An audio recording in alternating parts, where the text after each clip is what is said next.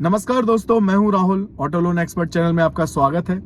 दोस्तों, आज तारीख है 6 नवंबर 2023। मेरी वीडियोस हैं, क्योंकि मैं लोन के रिगार्डिंग वीडियोस बनाता हूं आप लोगों के लिए, तो यहां पर तारीख का जानना बहुत जरूरी है, क्योंकि लोन की संबंधित सभी चीजें डिपेंड करती हैं, चीजें चेंज हो जाती हैं। लेकिन आज की जो वीडियो है दोस्तों, वो है कि यहां पर आरबीआई ने सिविल स्कोर को लेकर के 5 बड़े नियम निकाले हैं।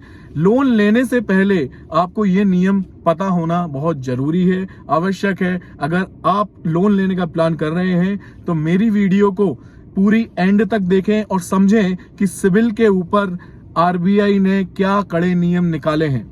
दोस्तों, उससे पहले मैं आपसे रिक्वेस्ट करता हूं, अगर आपने मेरा चैनल अभी तक सब्सक्राइब नहीं किया है तो प्लीज सब्सक्राइब कर लीजिए। मेरे चैनल पर आपको लोन से संबंधित सभी लेटेस्ट जानकारियां मिलती रहती हैं। तो दोस्तों, आगे बात करते हैं।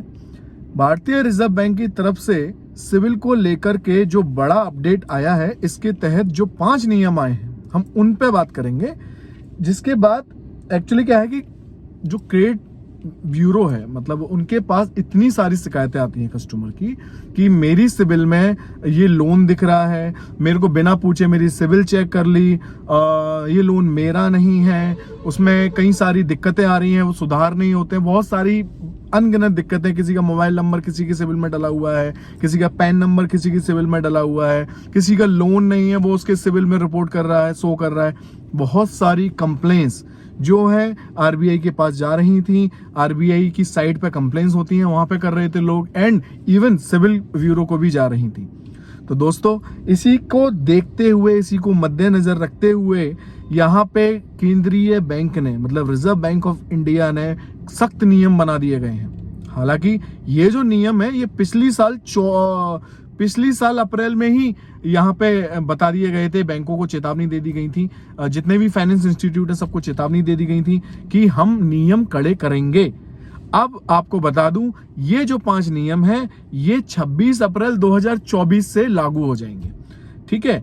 अब इसमें क्या रहेगा कि आपका जो फाइनेंस है, मतलब जो आप जिससे लोन लेंगे वो बैंक है, और जो एनबीएफसीज है, मान लो आपने एक एनबीएफसी होती है, बैंक होती है, मतलब बैंक आपको मालूम है, HDFC, ICICI bank, state bank, government की जितनी भी बैंक्स हैं, PNB, bank of Baroda, Canara, और इसके अलावा private bank and NBFCs, Mahindra, Chola Sundaram, है ना, श्रीराम फाइनेंस, ये सब एनबीएफसीज हैं। तो इन सब को अब इसमें बहुत सख्ती से नियम का पालन करना होगा।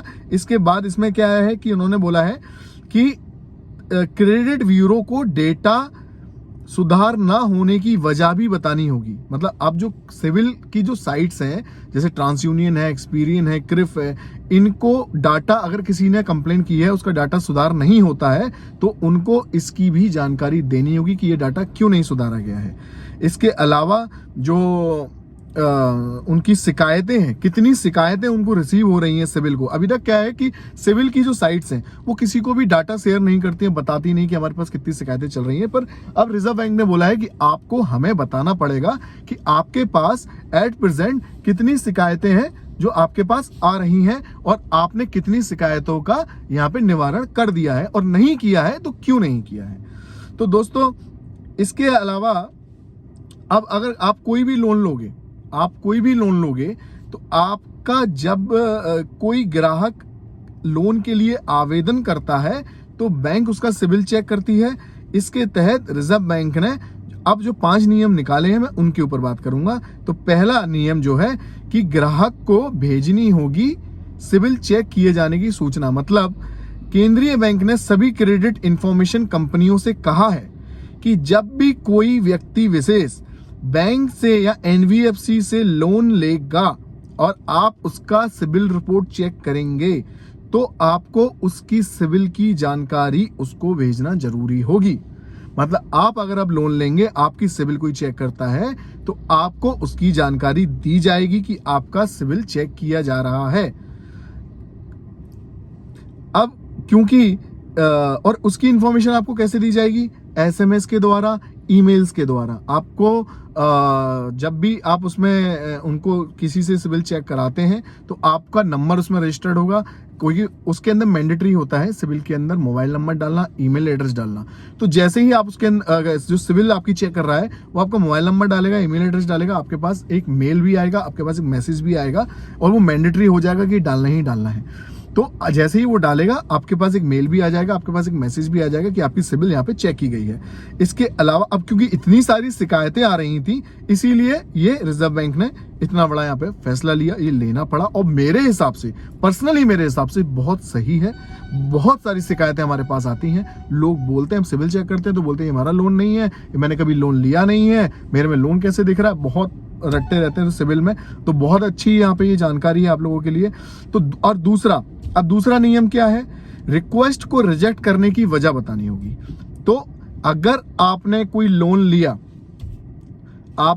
लिया और आपका लोन बैंक ने रिजेक्ट कर दिया तो उसकी वजह बतानी जरूरी है कि उनका जो रिक्वेस्ट थी उसको क्यों रिजेक्ट किया गया है।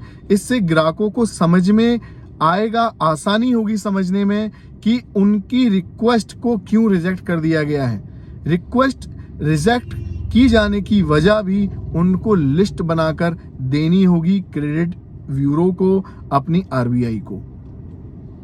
क्लियर है? रिक्वेस्ट, अगर आपने कोई लोन लिया और उसको उन्होंने रिजेक्ट कर दिया तो उसकी सिविल चेक हो चुकी है, तो उस सिविल का अब रिजेक्ट का लोन पर्टिकुलर चीज के लिए चेक किया होगा। एक पर्सनल लोन लेंगे तो पर्सनल लोन डाल के चेक करेंगे, पर्सनल लोन के लिए सिविल चेक की जा रही है। क्रेडिट कार्ड के लिए लिया तो क्रेडिट कार्ड डाल करके चेक किया जाएगा, क्रेडिट कार्ड के लिए यहाँ पे हम लोग सिविल चेक कर रहे हैं। होम लोन के लिए, कार लोन के लिए। और अगर उसकी रिक्वेस्ट वहां रिजेक्ट कर दी गई है तो ये जानकारी देना जरूरी होगा कि उसकी क्यों रिजेक्ट की गई है, जिससे कि सिविल पे ये डाटा भी रहेगा कि उसकी रिजेक्ट इसीलिए उसकी जो रिक्वेस्ट है वो रिजेक्ट कर दी गई है। तीसरा नियम, साल में एक बार ग्राहकों को फ्री में सिविल रिपोर्ट दी जाएगी।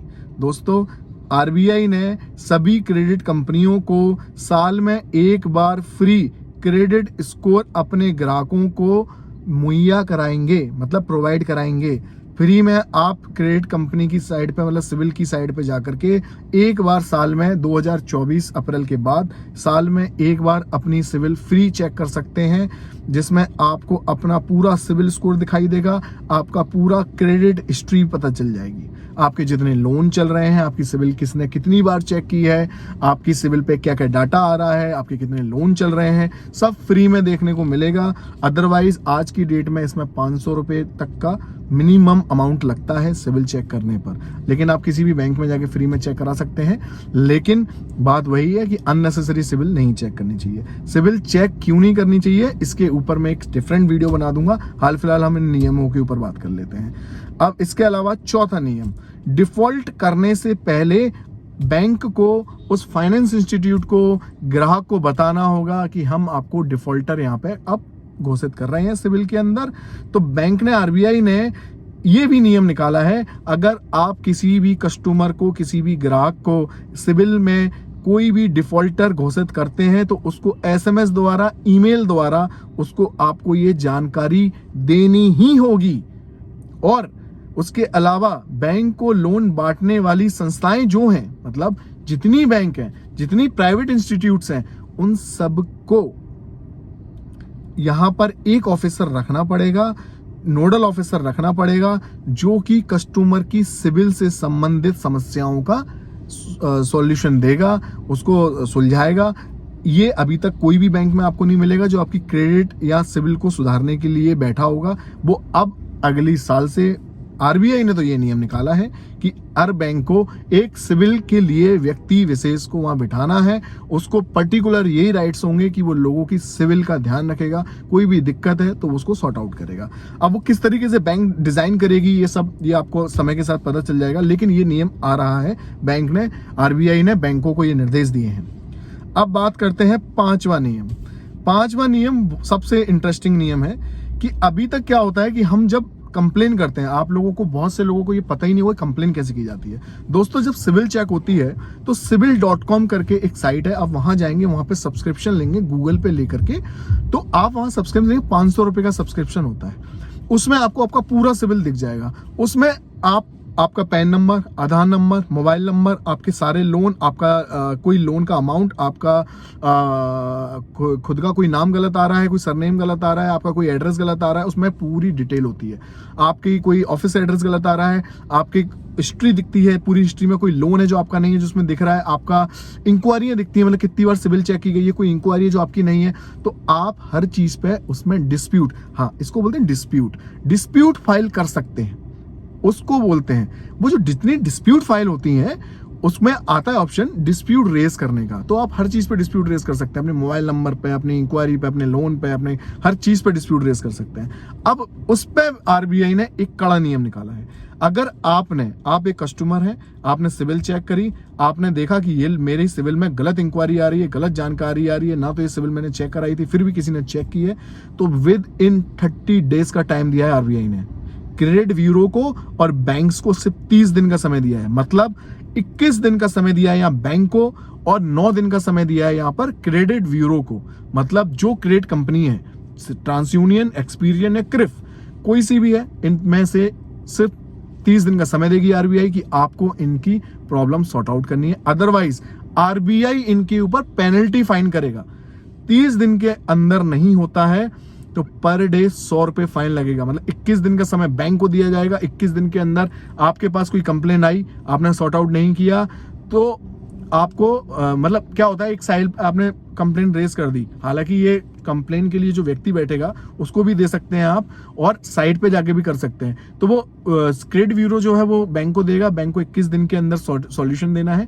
21 दिन के अंदर नहीं देती है तो 22वें दिन से 100 रुपए बैंक के ऊपर पेनल्टी लगने लग जाएगी, और 21 दिन के अंदर बैंक सॉर्ट आउट करके वापस क्रेडिट ब्यूरो को भेजेगी कि आप इसको अपने उसमें रिकॉर्ड में सही कर दीजिए, ये दिक्कत थी, हमने सही कर दी है। तो वो अगर यहाँ पे क्रेडिट ब्यूरो 9 दिन से ज्यादा लेता है, उनको 9 दिन से ज्यादा लेता है, तो 10वें दिन में उनको 100 रुपए पेनल्टी पर डे लगेगी। ये आरबीआई की नियम है।